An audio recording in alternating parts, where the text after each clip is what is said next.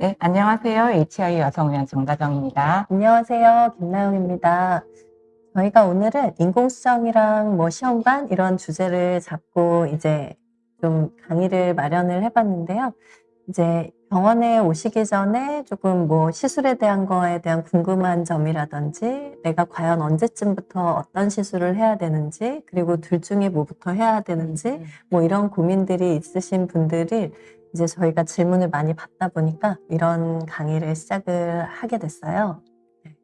일단 먼저 저희가 준비한 내용을 보여드리도록 할게요. 병원에 오시는 부부들이 받아야 될 난임 검사에 대해서 먼저 설명을 드릴게요. 보통 이제 피임을 하지 않고 임신 시도를 한 지 한 1년 가까이 돼간다라고 하시면 슬슬 병원에 가봐야 되지 않을까라고 생각하실 텐데요. 보통 임신이 되는 과정이 이제 배란일에 맞춰서 이제 정자가 자궁 안쪽으로 이제 잘 들어가서 배란된 난자와 같이 일단 수정이 잘 이루어져야 되거든요. 그래서 수정 후에 세포 분열을 이렇게 하루하루 분열을 해가면서 자궁 안에 이제 수정 후 보통 6일에서 7일째 사이에 들어서 착상을 하면 이제 임신이 되게 되는데, 이 확률이 평균적으로 한 15%에서 높게 나오면 20% 정도라고 생각을 하시면 돼요. 그런데 이제 이 시간이 이제 1년 정도 이제 걸리고 있으면 이런 앞에서 보여드린 이런 검사들을 진행을 해야 되는데, 보통 받아야 될 검사들이 이런 임신 과정 중에서 확률이 떨어질 만한 눈에 보이는 문제가 있는지 확인하는 검사들이 난임 검사라고 생각하시면 되세요. 그래서 보통 이제 자궁 초음파를 통해서 배란기 때 실제로 배란이 잘 이루어지는지, 나팔관이 잘 뚫려있는지 확인하는 검사뿐만 아니라 남성분들의 이제 정자의 운동성 모양들을 체크하는 정액 검사를 하시게 되고요. 이런 검사를 다 이제 진행을 한 후에 각각 부부들의 어떤 전반적인 그 각각의 상태와 임신 시도 기간이라든지 나이 등을 고려해서 이제 난임 시술을 결정하게 되는데, 그 전에 혹시 이제 수술적인 방법을 통해서 임신이 되는 과정 중에 확률을 높일 수 있는 부분이 있다면 앞에서 보여드린 이제 그런 자궁경을 통한 폴립 수술이나 자궁 내 유착 제거 등을 수술을 해볼 수가 있고요. 필요하면은 복강경으로 이제 난관 수종을 제거하는 수술을 받기도 합니다. 그래서 이런 수술적인 처치를 하거나 아니면 이제 검사 후에 일단은 임신 시도 확률을 높일 수 있는 난임 시술을 이제 결정해서 이제 진행을 할 수가 있는데, 난임 시술에는 크게 이제 인공수정이 있고 이제 시험관이라는 시술이 있어요. 쉽게 생각하면 인공수정은 쉽지만 확률은 높지 않은 시술. 시험관은 조금 더 노력이 필요하지만 임신 확률은 좀 더 높은 시술이라고 일단 먼저 생각하시면 되는데, 그래서 먼저 인공수정의 어떤 과정을 먼저 보여드리면, 쉽게 생각해서 이름은 인공수정이지만 실제 이름은 자궁 내에 정액을 주입해주는 시술이에요. 자궁 내 정액 주입 시술. 그래서 배란일에 맞춰서 정액을 이제 검사할 때와 똑같이 배우자분께서 정액 채취를 해주시면 자궁 안에 그걸 간단하게 주입을 해주는 시술이거든요. 그래서 정액 채취 후에 원심 분리를 통해서 그 정자의 운동성을 전반적으로 높여준 다음에 농축시켜서 이런 가느다란 주사기를 통해 나팔관 입구까지만 정자를 넣어주게 돼요. 그러면 그 중에서 보통 이제 활동성이 좋고 모양이 좋은 정자가 배란된 난자 근처에 가서 이렇게 수정을 해줄 수가 있고요. 사실 이렇게 나팔관 안에 이제 자연적인 환경 안에서 수정이 스스로 이루어지고, 그 다음에 분열 후에 이제 착상까지 가는 과정이 자연 임신하고 거의 비슷하기 때문에 실제 성공 확률도 자연 임신의 평균 성공 확률하고 비슷하다고 보시면 되거든요. 그러니까 자연 임신을 시도한 기간 자체가 1년 가까이 돼간다라고 한다면 그 부부에서는 자연 임신 확률은 한 달에 5%가 안 된다고 보시면 돼요. 근데 이제 그걸 인공수정을 해주면 평균 한 10% 이상까지는 좀 올려줄 수 있는 시술이 있다라고 보시면 되는데, 어떻게 생각하면 거의 시술하는 분의 한 80%? 거의 90%까지는 임신이 안 되는 거거든요. 그래서 확률이 높지 않은 시술이어서 실제로 이제 진행을 해볼 때는 일단 좀 편한 마음으로 이제 진행을 해보시는 게 사실 중요하긴 하고요. 그래서 이 인공수정을 먼저 해볼 거냐 말 거냐는 아까 처음에 말씀드린 것처럼 그 각각 부부들의 어떤 임시도 기간, 나이, 난소의 건강 상태라든지 정자의 상태를 다 파악을 해서 어느 정도 확률이 있겠다 싶은 분들에 한해서 보통 진행하게 되세요. 그래서 정확하게 이제 다음에 어떤 시험관 시술이라든지 성공 확률 같은 건 뒤에 좀 더 자세하게 보여드릴 거고, 인공수정이 좀 더 좋은 후보자가 될 수 있는 그런 요인들도 한번 후에 다시 한번 짚어드릴게요. 이런 제가 외래에서도 항상 말씀드리는 부분이긴 하지만 자연 임신이든 인공수정이든 시험관을 할 때도 결국은 마지막 착상 과정은 수정된 배아가 수술을 해줘야 되는 부분이기 때문에 기본적인 어떤 부부의 건강 관리라든지 이제 영양적인 요소 같은 것들도 이제 잘 신경을 써주면서 이제 시술을 하시는 것이 좋습니다. 네, 다음은 시험관 시술에 대해서도 설명을 좀 드릴 텐데요. 지금 시험관이라는 거는 어쨌든 우리 이제 과배란 유도를 먼저 해서 한번 채취를 할 때 이왕이면 난자를 좀 여러 개 얻기를 원하니까 이제 과배란 유도라는 걸 하게 돼서 이제 주사들을 보통 이제 맞게 되고요. 그 주사를 뭐 일정 용량 그리고 특정 주사 이런 것들은 환자에 따라 개별적으로 좀 결정이 되게 되고, 그래서 단기요법의 경우에는 뭐 짧으면 일주일에서 한 12일 정도까지 이렇게 주사를 맞게 되고요. 장기요법은 주사를 좀 길게 맞게 돼서 이제 생리 전부터 맞다 보니 조금 더 일주일 정도 더 맞게 되는데, 보통 한 3일에서 5일 정도 간격으로 초음파 검사를 하면서 난포가 잘 자라는지 확인을 하게 돼요. 그래서 난포들이 이제 과배란이 돼서 난소에서 자라게 되면 초음파로 모니터링을 하다가 날짜를 정해서 난자 채취라는 걸 하게 되고요. 난자를 밖으로 이제 채취를 해서 밖에서 관찰을 하고 그중에 좋은 난자를 고르게 되고, 그리고 수정을 이제 그날 정자도 같이 채취를 해서 그날 수정을 시키게 되거든요. 이렇게 섞어주는 자연 수정도 있고, 시험관 하는 경우에 남편이 좀 나쁘거나 한 경우거나 이제 부부 나이가 좀 많을 경우에 미세 수정이라고 해서 일일이 정자를 선별해서 미세 수정을 해주는 경우가 있어요. 이 두 가지 수정 방법 중에서 결정해서 수정을 하게 되고, 정자를 선별할 때는 훨씬 더 이제 많이 나쁜 정자일 경우는 고배율 정자 선별 미세 수정을 하기도 하고요. 그래서 이전 시험관 결과라든지 정자 상태라든지 난자의 개수, 성숙도, 난자의 나이 이런 것들을 모두 고려해서 수정 방식이나 배양의 방식이나 이런 것들이 결정이 되게 되고, 그래서 수정이 잘 돼서 세포 분열을 하는 것들을 연구실에서 이제 관찰하게 되고요. 그래서 그 관찰한 수정란 중에서 제일 좀 좋은 수정란을 최종 선별을 해서 우리가 이식을 하게 되는 거거든요. 그래서 우리가 연구실에서 어떤 일이 일어나는지를 조금 이제 영상을 좀 보여드릴게요. 실제 이건 이제 저희 연구실 영상인데, 먼저 이제 정자를 채취할 때는 남편분이 정액검사실에서 이제 정자를 채취하게 되고, 정자를 채취할 때는 뭐 본인의 신분 확인이라든지 이제 부부 관계라든지 그런 것들에 대한 신분 증명을 하고 시멘컵에 정액을 채취하게 되면 정자 형태를 크게는 한 1100까지 확대해서 정자의 운동성이나 숫자나 그런 것들을 소량을 정액 중에 소량으로 검사를 하게 되고요. 이렇게 한 1100까지 확대해서 정상 정자가 몇 퍼센트 정도 있는지 그런 형태까지 분석을 조금 하게 돼요. 이제 검사들을 해서 그 중에 괜찮은 것들을 선별하고 이제 원심 분리하고 처리하는 과정이고요.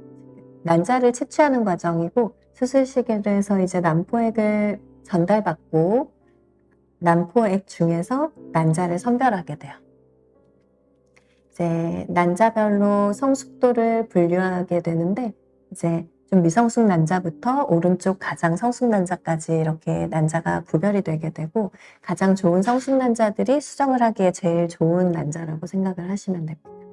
그래서 이제 정자와 난자를 이제 자연 수정 혹은 미세 수정을 하게 되고요. 아까 잠깐 설명드렸던 것처럼 자연 수정은 최대한 처리된 정자와 난자를 같은 디쉬에 이제 뿌려주는, 믹스해주는 상황인 거고, 자연 수정에 사용된 정자들도 우리가 선별을 한 정자들이기는 하고요. 그리고 미세 수정은 일일이 좋은 정자를 선별을 해서 하나씩 수정을 시켜주는 건데, 우리가 일반적인 미세 수정을 했을 때도 수정률이 낮다거나 수정이 좀 잘 안 되는 부부라면 더 고배율로 특수현미경으로 선별을 더 해서 이렇게 이제 정자를 저 정도 6,000배, 뭐 4,000에서 8,000배까지 더 확대를 해가지고 그 중에 더 좋은 정자를 이제 선별하는 프로그램을 사용해서요. 선별을 해서 수정을 시키는 방식으로 수정률을 조금 더 높이고 좀 더 좋은 수정란을 얻는 과정도 진행을 할 수가 있어요. 이것도 이제 뭐 있는 센터가 있고 없는 센터도 있지만 그런 것들이 이제 있는 센터는 저렇게까지 조금 더 선별해서 할 수 있다 생각을 하시면 되고, 그리고 이제 그 후에 세포가 수정되면은 여러 가지 배양기에서 배양을 하게 돼요. 타임랩스라고 하는 이제 우리가 타임랩스 방식으로 아예 이제 꺼내서 밖에서 보는 게 아니라 몇 분에 한 번씩 카메라가 촬영을 하고 그걸 동영상의 형태로 관찰하는 배양기도 있고요. 그 중에 발달의 속도를 보면서 가장 좋은 수정란을 이제 선별을 하게 되는 거거든요. 그래서 세포가 실제로 이제 분열을 하는 거가 수정이 확인되면 이제 다음날 세포 2개, 그 다음날 세포 4개, 다음날 8개 이런 식으로 세포 분열을 하거든요. 저 전액 2개라는 게 이제 수정이 확인됐다, 정상 수정이다라는 거고, 세포 2개, 4개, 8개 이런 식으로 세포 분열을 하죠. 저게 4일째가 이제 됐고요. 이제 5일 배양으로 이제 가고 있는 형태까지의 영상이에요. 5일 배양 형태로 가서 아이가 되는 부분, 내 세포계라고 하는 부분, 태아가 되는 부분, 그리고 태반이 되는 영양외 배역, 그렇게 이제 나눠지게 되는 게 5일 배양 형태거든요. 그래서 이제 저런 부분들에 따라서 등급을 매기게 되고 발달 속도에 따라서도 또 분류를 하게 돼서 선별을 하게 되고, 추가해서 착상전 유전 진단이라는 걸 추가로 검사할 수도 있어요. 이제 염색체까지도 이상이 있는지까지도 확인하는 검사. 이식을 하고도 남은 배아가 있다면 동결을 해서 남겨둘 수 있어요. 임신이 잘 된다면 둘째 때 우리가 동결배아 이식을 또 하기도 하고요. 동결된 배아로. 이제 혹시 안 됐을 경우는 그 다음에는 채취하지 않고 동결배아 이식만 하기도 하고, 실제 이제 이식을 하고 있는 과정인 것 같고, 지금 배아 이식 후에 우리 이제 임신까지는 착상을 위해서 필요한 약들을 쓰면서 이제 임신 테스트까지 우리가 이제 태반을 서포트 해주는 그런 것들을 하게 됩니다. 그러면은 이제 저희가 두 시술에 대해서 간단하게 말씀을 드렸는데, 인공수정과 시험관 각각의 이제 성공률은 어떤지 이제 보여드리도록 할게요. 사실 모든 시술이 이제 연령대별로 임신율이 이제 차이가 날 수밖에 없는데, 사실 인공수정의 임신 확률은 높게 봐야지 이제 10%, 15% 전후거든요. 사실 이 정도 성공률을 보일 수 있는 환자분도 사실 아주 젊은 환자분이에요, 사실은. 그래서 나이가 더 많아질수록 확률은 많이 떨어지는 시술이고, 시험관은 이제 30대 초중반 전이라면 거의 50%에 가까운 임신 성공률을 볼 수가 있고, 그다음에 이제 뭐 3, 4년 단위로 끊었을 때 확실히 이제 연령대가 높아질수록 임신 성공률은 떨어지게 되는데, 이게 아마 2020년도 미국 데이터죠. 네네. 한국은 이거보다는 높아요. 이제 저희 센터 임신율도 보여드릴 텐데, 미국 같은 경우에 지금 데이터를 보면 거의 40세가 넘으면 뭐 7% 이렇게 보고하고 있으니까 미국이 이제 조금 임신율은 낮은 편이고, 저희보다 배아는 훨씬 개수를 많이 넣는 편인데 한국이 열심히 하고 있죠. 근데 임신율은 훨씬 높아요, 평균적으로.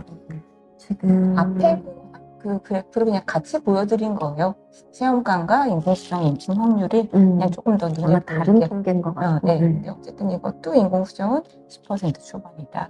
인공수정과 시험관이 일반적으로는 이제 뭐 미국에서 보통 설명할 때는 3, 4배 정도 차이 난다고 생각하면 된다, 이렇게 얘기를 많이 해요. 인공수정과 시험관은. 이제 저희 센터도 높은 편이긴 하네요. 이제 그래도 이게 전체 나이를 다 합쳐서 통계 낸 건데 40세 뭐 이상 다 포함해서, 그런데 이제 11에서 12% 이렇게 보고되는 거예요, 수정이. 수정 후에 배아를 이제 배양하는 날짜별로 이제 임신 성공률을 이제 보여준 그래프인데요. 예, 물론 이제 29세 이하는 아마 환자분 자체가 수치가 아주 많은 분은 아니었어서 이렇게 조금 수치의 편차가 큰 것 같긴 한데, 일단 전반적으로 이제 지금 국내 어떤 규정상 3일이나 4일까지만 배양한 배아일 경우에는 30대 초중반까지 만 35세 미만일 경우에는 배아를 2개를 이식을 할 수가 있고요. 5일이나 6일 차까지 키운 배아일 경우에는 1개 이식이 규정이긴 해요. 그다음에 만 35세 이상부터는 그것보다 1개씩은 더 넣을 수가 있어서 아마 그래서도 또 3, 4일 차에 임신율이 이렇게 조금 더 높게 나온 것 같긴 한데 그래도 5일 배양일 경우 그러니까 하나만 이식했을 때 임신율도 거의 50%에 가까운 수치를 보여주고 있고요. 특히 이제 40세 이상인 고령 임신인 경우에도 실제로 정말로 5, 6일 배양까지 잘 가준 배아라면 임신 확률이 굉장히 높게 나온 걸 이렇게 보실 수가 있어요. 앞에 이제 미국 그래프랑은 조금 확실히 다르다는 걸 저희가 볼 수 있는 게 40세 이상의 환자분 이상에서도 저희가 어느 정도 기대할 만큼의 임신 성공률을 보이고 있습니다. 그래서 40세 이상의 환자분들 중에서 연 단위로 저희가 더 끊어서 봤는데요. 저희가 어쨌든 지금 보험 적용이 되고 있는 만 44세 정도까지는 어느 정도 기대할 만큼의 그래도 임신 확률을 보이고 있어요. 네, 사실은 뭐 아주 높은 것 같아요. 특히 43세, 44세는 이제 미국 통계로 대부분 5% 이하 정도를 보통 얘기하는데 이제 이 나이대에 웬만하면 이제 안 좋은 것들을 미리 다 해결하고 이제 수정란 때문에 안 되는 것들은 어떻게 보면 인력으로 할 수 없는 것들이기는 한데 나머지 착상의 문제라든지 이제 뭔가 호르몬의 불균형이라든지 착상 환경을 맞춘다든지 이런 것들에 대해서 놓치지 않고 하고 있으면 요 정도 이제 수정란만 좋으면 붙는다 이렇게 생각을 하면 돼요. 저희 센터가 워낙 이제 다른 병원에서 여러 번 안 되신 분들이 거의 70% 이상을 차지하고 있는 병원이긴 해요. 처음 와서 이렇게 시험관을 하는 분들도 당연히 있지만 대부분은 이제 여러 번 다른 데서 실패를 많이 하고 오신 분들의 퍼센트가 좀 높거든요. 그래서 이제 실제로 그래서 다른 병원에서 3번 이상 실패해서 오셔서 바로 그 다음 사이클에 임신되는 율이 몇 %냐라고 해서 봤는데 실제로 뭐 29세 이상은 뭐 특히 여러 번 안 된 사람이었다면 조금 고위험군이기는 한데 어쨌든 고위험 조금 어려운 케이스인 건 맞는데 이제 29세 이하는 확실히 높고 40세 이상도 여러 번 안 되신 분도 바로 다음에 한 24% 정도면 꽤 높은 것 같아요. 45세 이상 9.1%가 정말 높네요, 사실은.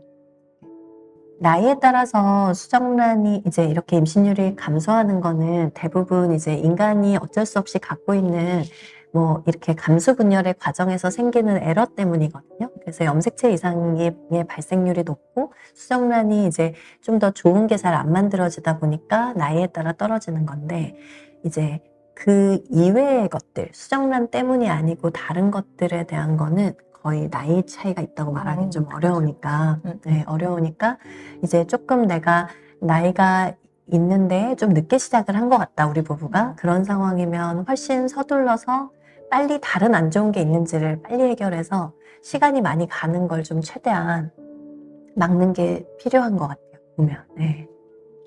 그래서 이제 뭐 앞에는 일단 저희 그 전반적인 어떤 인공수정하고 시험 간의 어떤 성공 확률 저희 병원 데이터를 보여드렸는데 일단은 그럼 지금부터는 흔히들 조금 많이 궁금해 하시는 어떤 일반적인 부분들 인공수정하고 시험 간 각각을 짚어서 그냥 좀 답변을 해드리도록 할게요.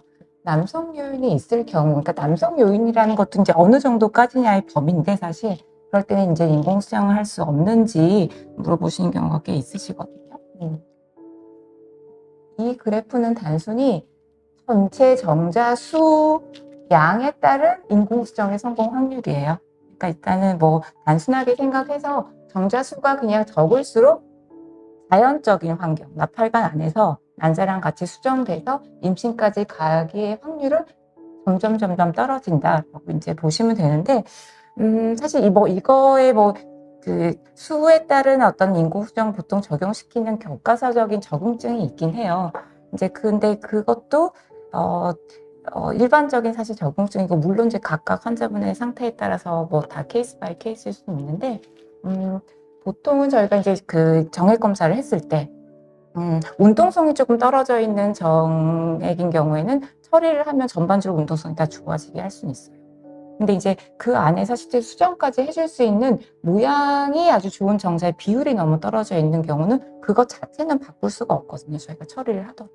그래서 상대적으로 이제 그런 전체 토탈 양에 비해서 의향이 좋은 정자수가 너무 떨어지는 경우는 인공수정이 좀 도움이 덜 되는 편이긴 하고, 운동성이 조금 안 좋아서 자궁관에 진입하는 게 조금 먼저 첫 번째 문제인 경우다라고 한다면 인공수정이 좀 더 도움이 될 수가 있는데, 네, 이제 그 정도로 일단 저희가 이해를 하고 보통 환자분하고 상담해서 이제 결정을 합니다. 네. 보통은 이제 정상 정자가 우리가 뭐 90% 이상은 원래 기형 정자거든요. 정자가 수는 워낙 많지만 대부분 90% 이상은 임신에 사용되지는 못하는 정자들이고, 그래서 아주 좋은 정상 모양이 적어도 그래도 한 5, 6%, 뭐 5% 이상 된다 이러면 이 사람은 잘 임신되는데 별 문제 없겠구나. 한 4, 5%보다 점점 떨어진다 정상 모양이, 그러면 이제 점점 임신율은 감소하긴 하는 거고, 일반적으로 미국 같은 경우는 보니까 한 2에서 5% 사이는 인공수정을 그래도 좀 해보자. 2% 미만이면 이제 자연적으로 수정되기가 좀 쉽지는 않다. 그러니까 좀 뭐 시험관 하는 게 좀 더 좋겠다. 이렇게 설명을 하는 편인 거는 맞는 것 같아요. 그래서 모양이 확실히 정 원장님 말씀하신 것처럼 조금 많이 나쁠 때, 정상 모양의 정자가 한 400배, 1000배에서 봤는데 뭐 0.5%밖에 없다. 뭐 이런 상황이다 하면 인공수정을 결정하기는 좀 어려운 거죠. 인공수정을 하면 이제 다태아 확률이 높아지는지 사실 그것도 많이들 궁금해 하세요. 시험관 때만큼은 아니지만 그래도 인공수정 때도 저희가 약간의 과배란을 시켜요. 자연적으로 아무 약을 안 쓰면 사실 난포가 한 개 커서 난자가 하나가 배란이 되는 거고, 과배란 유도약이나 주사를 약간 쓰면은 이제 그만큼 난자 개수가 조금 더 배란이 되는데, 사실 여기 난포 이제 개수별로 임신 확률은 조금씩은 더 올라가는 걸로 보고는 되어 있거든요, 인공수정이. 3개, 4개 이상의 난포가 커지면 큰다고 해서 그만큼 임신이 계속 올라가는 건 아닌데, 그래도 하나만 자랄 때보다는 서너 개 정도 자라주면 확률은 약간은 더 올라가서 저희가 항상 서너 개 정도 자라는 걸 목표로 인공수정할 땐 약을 써요. 근데 실제로 그럼 그 중에서 임신되시는 확률이 한 10% 초반인데 쌍둥이가 얼만큼이냐? 제가 체감으로 느껴도 한 2, 3%도 안 되는 것 같고요. 실제로 데이터도 4% 미만으로 되어 있어요. 그러니까 이게 어떻게 보면 평상시에 거의 대부분은 규칙적으로 배란이 잘 되시는 경우, 한 달에 한 개씩 나오는 난자로 수정해서 착상까지의 확률이 좀 떨어져 있는 부부에서 한 서너 개 정도의 난자가 나온다고 해서 그게 그 중에서 하나 이상, 뭐 2개, 3개까지 수정돼서 착상까지 다 가는 확률은 거의 없는 거죠, 솔직히. 근데 이제 물론 이제 쌍둥이 확률이 그렇다고 절대 없다라고는 볼 수는 없어서 정말로 조심스럽게 쌍둥이는 원치 않는 환자인 경우에는 물론 인공수정 때도 자연주기로 저희가 할 수도 있고요. 네, 그렇다면 아무래도 근데 확률이 조금 떨어질 수밖에 없어요. 혈관이 막힌 경우에 인공수정은 할 수 없나요? 이게 저희가 나팔관이 막혀 있는지를 확인하는 거는 이제 조영술을 하잖아요. 그러니까 조영제를 자궁안에 주입을 하면서 뭐 엑스레이를 찍거나 아니면 초음파 조영술을 확인을 하는 건데, 사실 조영술 검사의 뭐 정확도가 100%라고는 할 수는 없어요. 모든 검사가 100% 정확도가 보이지는 않고 보통 뭐 90% 이상이라고 하지만 실제로 뭐 그 조영술로 했을 때 문제가 이제 있다고 나왔지만 다시 확인했을 때 정상인 경우도 비율도 꽤 있다고 나와 있어서, 어쨌든 검사 후에 적어도 한쪽이 정상일 때는 당연히 인공수정을 원하신다면 시도를 해볼 수는 있고, 근데 양쪽 다 확실하게 개통이 잘 안 보인다라고 할 때 인공수정을 하는 거는 물론 아무래도 확률은 떨어질 수밖에 없어요. 근데 이제 확실하게 나팔관 끝이 막혀서 이제 난관 수종이 크게 사진상으로 보이는 경우에는 안 좋을 가능성이 높고요. 그거는 이제 가능성이 많이 떨어지는 거고, 사실 검사하는 도중에 조금 조영제가 들어가는 압력이 약하거나 해서 조영제가 끝까지 잘 못 가서 나팔관이 잘 안 뚫려있는 것처럼 보이는 경우도 있거든요. 이제 그럴 때는 실제로 뭐 나팔관의 기능이 괜찮을 가능성이 있어서 저희가 뭐 인공수정을 꼭 원하시면 진행을 해볼 수는 있는데, 이건 아무래도 확률은 떨어지는 방법인 거죠. 인공수정을 몇 번 시도하고 시험관으로 할까요? 네. 항상 네. 이게 제일 많이 받는 질문 중에 하나인 것 같아요. 혹시 인공수정을 하고 있는데 잘 안 되면 시험관을 언제로 가야 되나? 근데 이제 여러 가지를 뭐 고려를 많이 해야겠지만 사실 이제 일반적으로 연구 결과들은 대부분 한 3차, 4차 정도까지 누적 임신율. 그러니까 어쨌든 한 번을 더 했으니까 그만큼의 찬스는 또 더 있기는 한 거고 3, 4차까지는 누적 임신율이 좀 증가하는 것 같다가 4차 이후로는 거의 5차, 6차, 뭐 7차, 10차여도 이제 그때부터 더 이상 임신율의 상승은 없는 걸로 봐서 이제 인공수정으로 더 이상 이제 4차 이후에 안 되고 있는 사람들의 그룹이 이제 많다라는 거겠죠. 그래서 그런 건 있고 그래서 보통은 이제 임상적으로 현실적으로는 어떻게 결정을 많이 하냐면 근데 사실은 인공수정을 4번 하려면 적어도 한 6개월은 시간이 지나가야 되는 거여가지고 그걸 계속 안 되고 있는데 하는 것 자체가 일단은 이제 마음이 힘든 문제 사실은 이제 어떻게 보면 그게 제일 크기는 하지만 최종적으로 딱 결정할 때는 대부분 뭐 저 같은 경우도 예를 들면 인공수정 할 때도 저희 센터 같은 경우 이제 레포트가 모양까지 쭉 다 나온단 말이에요. 인공수정 하는 당일에도.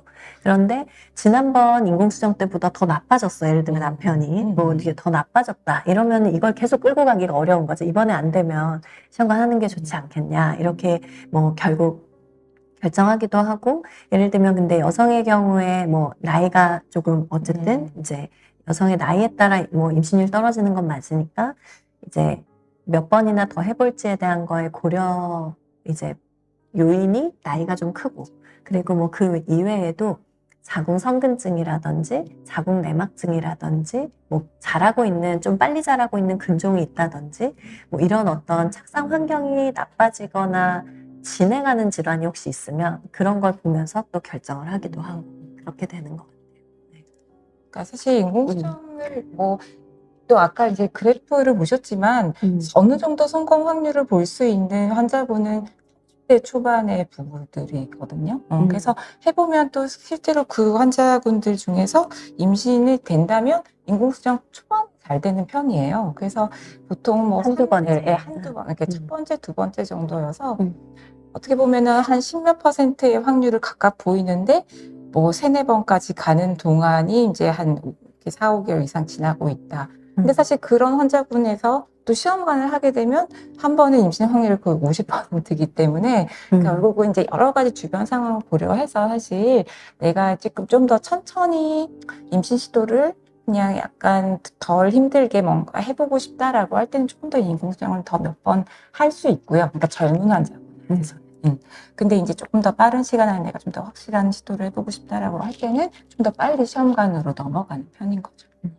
인공수정하고 시험관이랑 그런 것도 있으니까 이제 어쨌든 인공수정은 조금 덜 고생하는 방식인 건 맞기는 해서 이제 난자를 밖으로 채취하는 과정도 우리가 잠깐 그래도 뭐 통증이 있을 수 있으니까 수면으로 잠깐 자야 되고 병원에 오는 날짜 같은 경우에 뭐 저희 센터 많이 오는 편은 아니어서 인공수정이면 보통 그 생리 주기에 3번 오는 거고 시험관이면 5번 오는 거고 이제 그런 정도의 또 차이 그리고 주사를 맞는 것도 인공수정이면 뭐 한 이틀에 한 번 저희 주사를 많이 쓰진 않으니까 사실은 뭐 2번? 네. 보시죠? 2개나 3개 정도 한 이틀 간격 정도로 하나씩 그런 정도 맞고 하는 경우가 저희는 좀 많은 편이고 물론 이제 인공수정도 데일리 뭐 일주일씩 주사 쓰는 센터도 있기는 해요.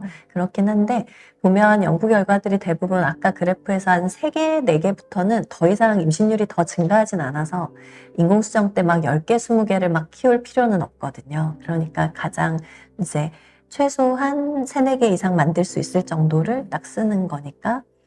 근데 이제 시험관 같은 경우는 이왕이면 어느 이상의 개수를 한번 채취를 할 때 어느 정도를 얻기를 원하다 보니까 이제 뭐 짧으면 7, 8일, 길면 한 10일 뭐 이렇게 거의 주사를 맞기는 하는 것 같아요. 그 주사 맞는 기간이 이제 조금 더 길고 그런 이제 뭐 약간 고생과 그런 또 뭐 비용도 있고 그런 차이는 있기는 한 거고.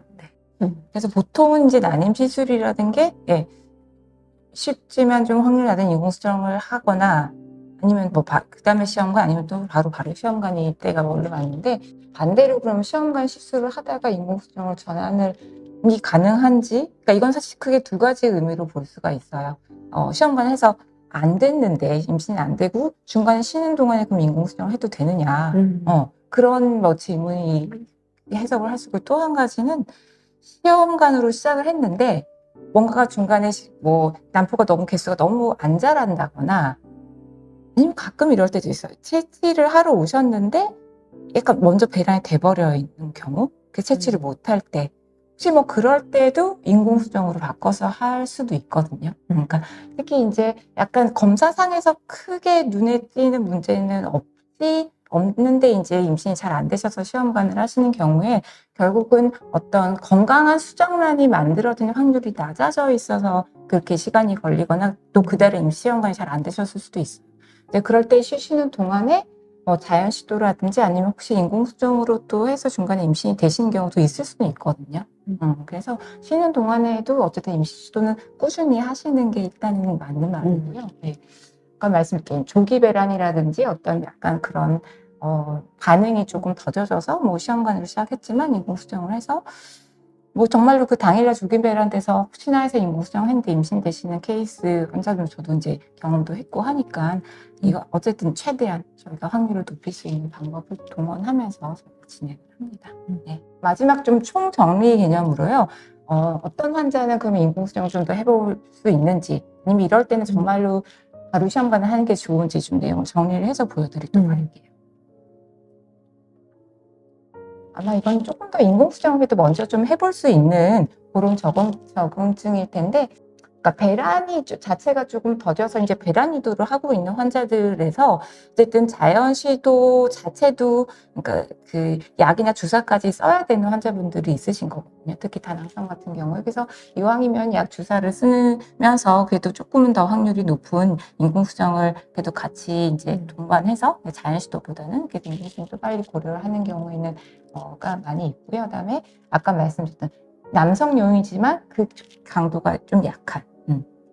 어느 정도 정자의 양은 되면서 근데 운동성이 약간 떨어지는 경우. 이 정도는 저희가 인공수정을 먼저 볼 수가 있고 당연히 이제 부부관계가 뭔가 원활하게 자연 시도가 잘 아예 안 되시는 분들은 인공수정 시도하고요. 뭐 이거는 사실 이건 조금 주관적인 판단일 수 있는데 자궁 경부의 어떤 점액 상태가 이렇게 조금 좋지가 않아서 정자가 자연 시도로는 자궁 안에 많이 좀 진입이 잘 안 되어 보이는 그런 환자들한테서는 인공수정이 많이 도움이 될 수가 있어요. 이거는 인공수정이 도움이 별로 안 될 케이스들.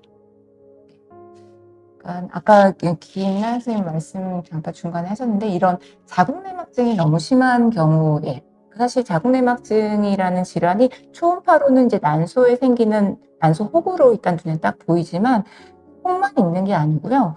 나팔관하고 자궁하고 주변에 만성적인 염증 반응이 나타나면서 유착도 같이 있을 확률이 높거든요. 그다음에 이제 자궁내막증이 동반되어 있는 환자분들 중에서 실제로 조금 난자의 질이 떨어지는 경우도 꽤 있으시고 이제 그런 경우에는 아무래도 인공수정은 좀 도움이 덜 되는 편이고 당연히 나팔관이 안 좋으면 당연히 인공수정 저희 고려하기가 힘들고요.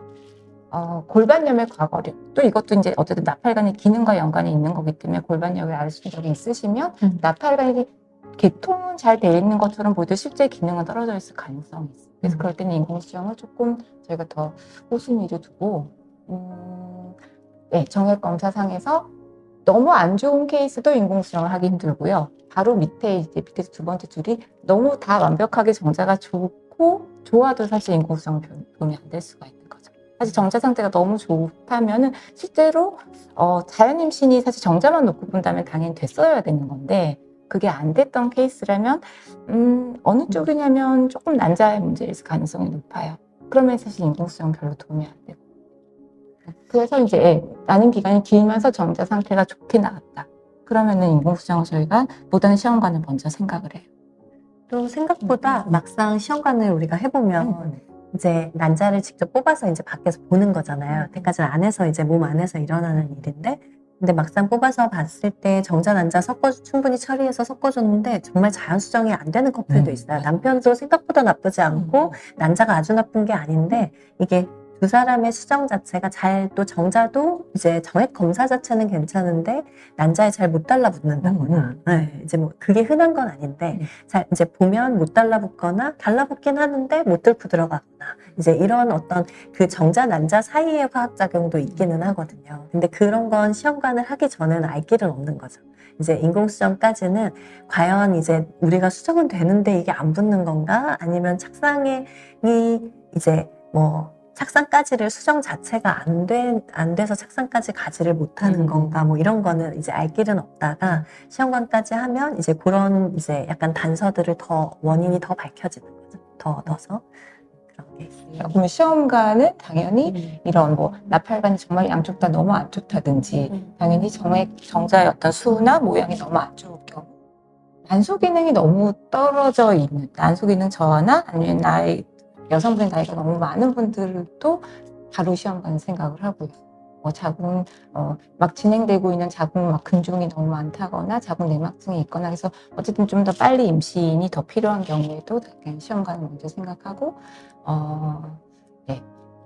원인 불명이라는 게요. 검사의 수치상으로는 정상 범위란 얘기예요. 사실 원인은 있는 거죠. 임신 잘 안 되는 원인은. 그래서 시험관이란 과정이 임신 확률을 높이는 그 각각의 임신이 되는 과정을 저희가 밖에서 확인하고 그거를 좀 더 도와주면서 확률을 높이는 시술이고 그다음에 임신이 잘 안 됐던 원인이 뭔지를 찾아가는 과정을 일부한 거예요.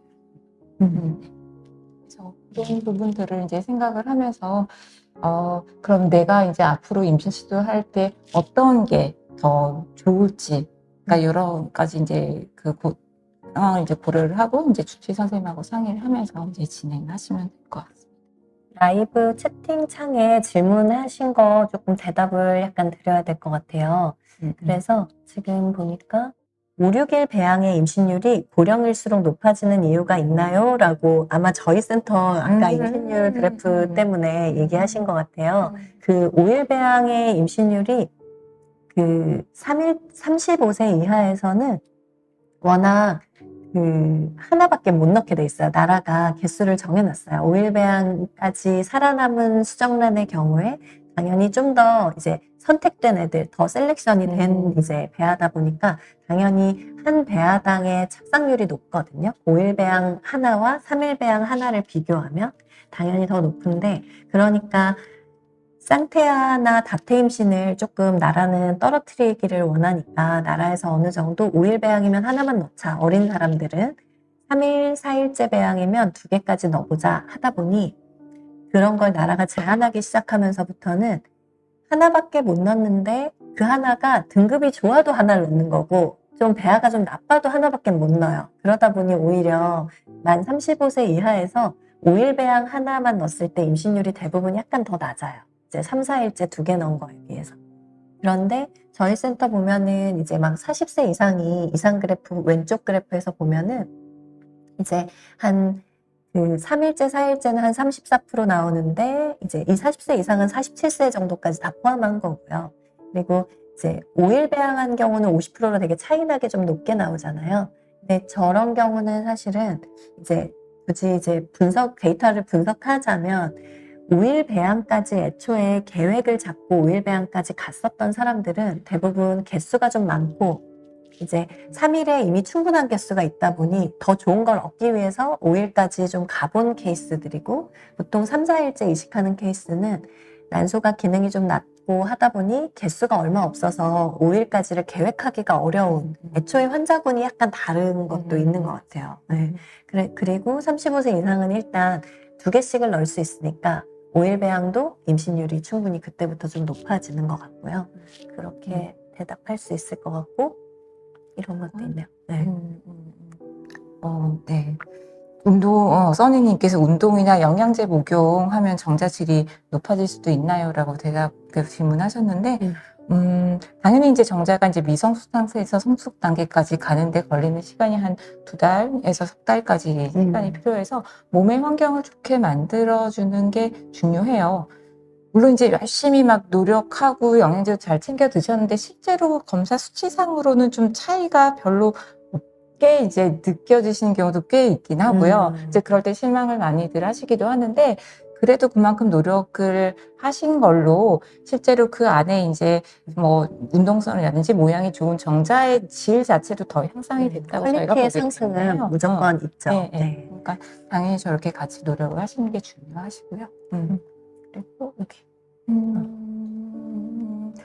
보니보니님께서 3년 전 자궁 내막증 수술을 받으신 적이 있고 폭을 떼어냈는데 지금 다시 잘하고 있다고 들으셨네요.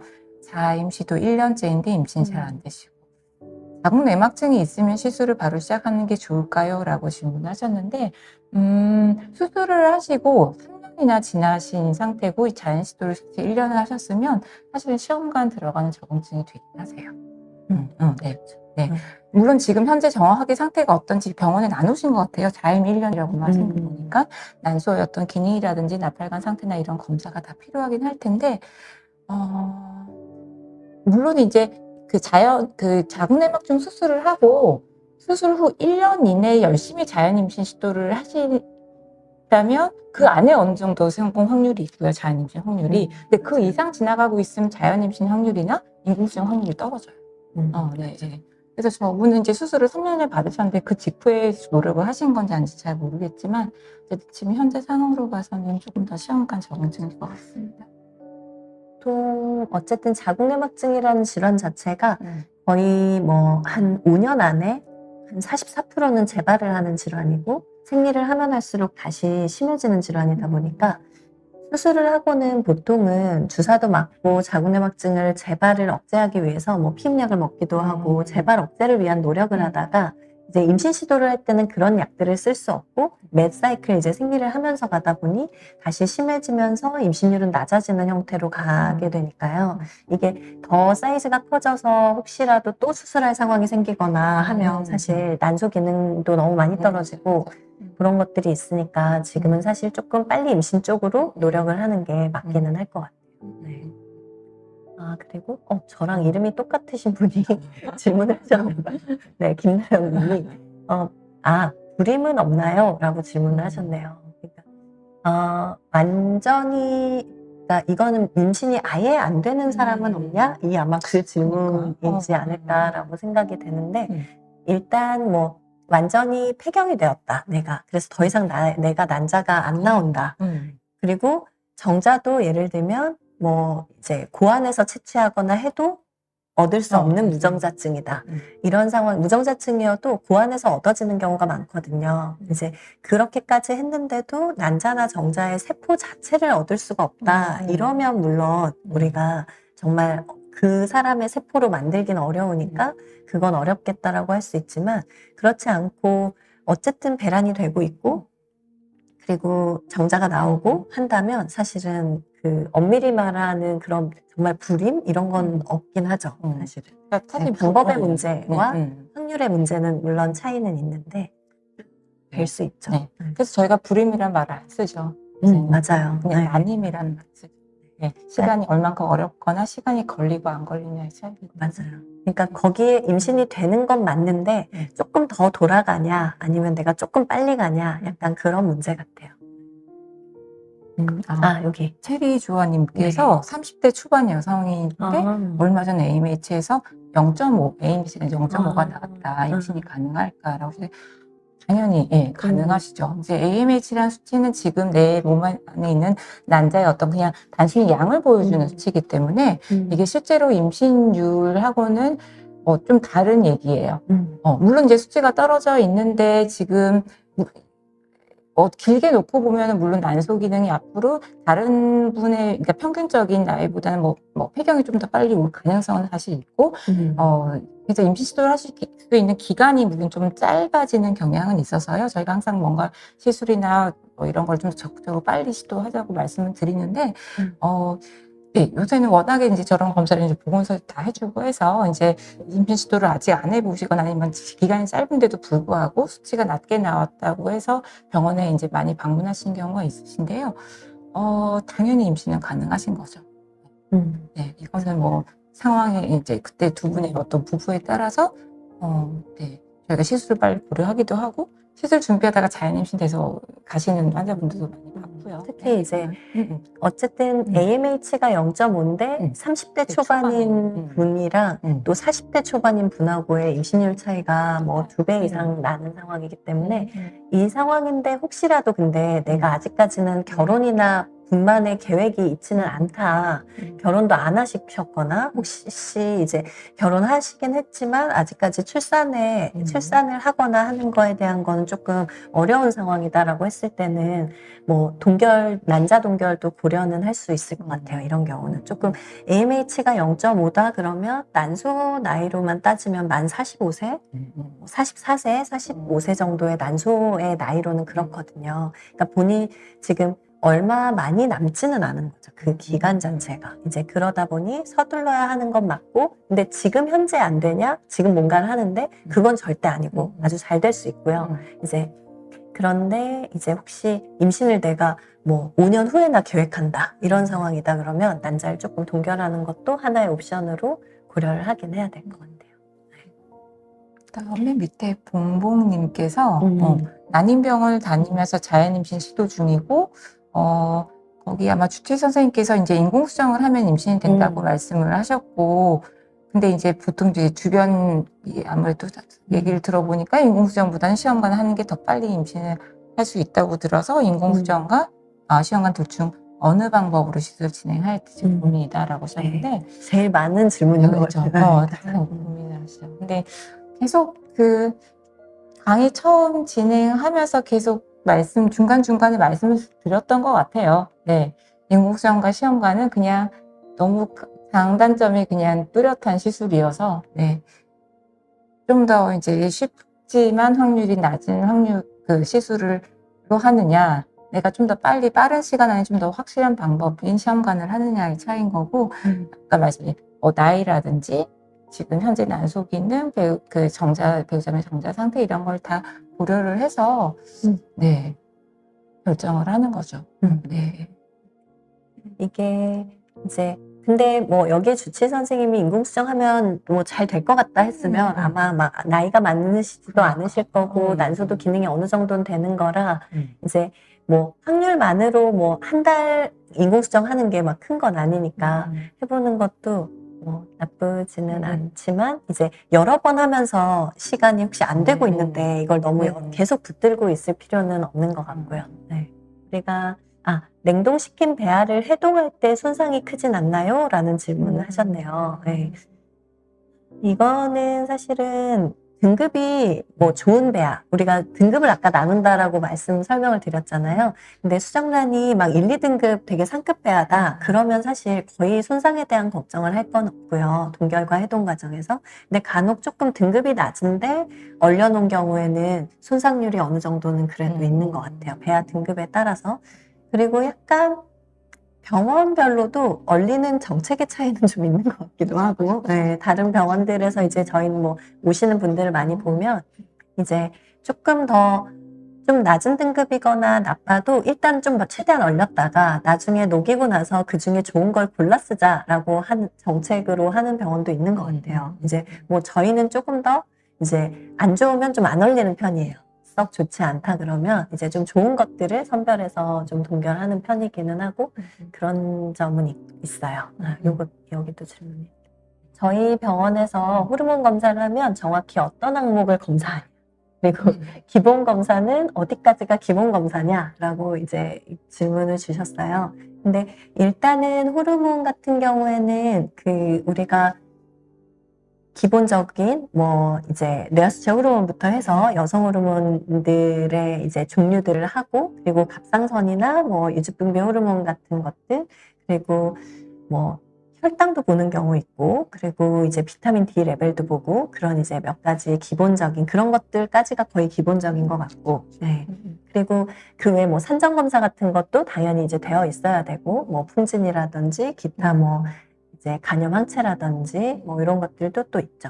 그리고 이제 기본 검사는 호르몬 검사 그리고 나팔관의 개통 여부를 보는 이제 뭐 그게 엑스레이를 찍는 방식이든 아니면 초음파로 보는 방식이든 그런 조영술이 필요할 거고 정액 검사 그리고 착상 환경을 보는 기본적인 초음파 상황 옵션으로 자궁 안쪽을 카메라로 보는, 착상되는 환경을 카메라로 보기도 해요. 아주 가느다란 카메라로. 뭐 그런 거 정도, 이제 그건 옵션 정도로 하면 되겠고, 그 앞에 정도가 기본 검사일 거. 이제 오메가3와 아르기닌 먹으면 좋다는 사람이 있고, 안 좋다는 사람이 있다. 어떤 게 맞나요? 이게 왜 좋다는 사람이 있고 안 좋다는 사람이 있냐면요. 이제 연구 결과들이 너무 다양한 방식으로 나오고 있어서 그래요. 어떤 데이터에선 그래도 약간 이제 뭐 그 임신율 상승이 있는 것 같다라고 보고하는 레포트는 거의 드물고요. 대부분은 큰 차이가 없다라고 연구 결과가 나오는 경우가 제일 많아요. 그러다 보니까 이제 이런 것들이 있는 건데, 오메가3와 아르기닌은 그래도 조금 더 긍정적인 효과가 더 많다 정도로 생각하는 게 맞을 것 같아요. 총합하자면. 네, 질문이 많으신데 저희가 이제 여기서 또 여기 오신 분들하고도 또 질문 받고 나누기는 해야 될 것 같아서, 네. 여기 현장에 오늘 오신 부부들 또 이제 저희가 질문이랑 또 받도록 할 거고요. 저희가 다음에 또 다른 주제로 라이브는 다시 또 이럴 때 찾아뵐게요. 막 이러는데. 그래서 그때 다음 라이브에서 또 다시 뵙겠습니다. 네. 감사합니다. 네.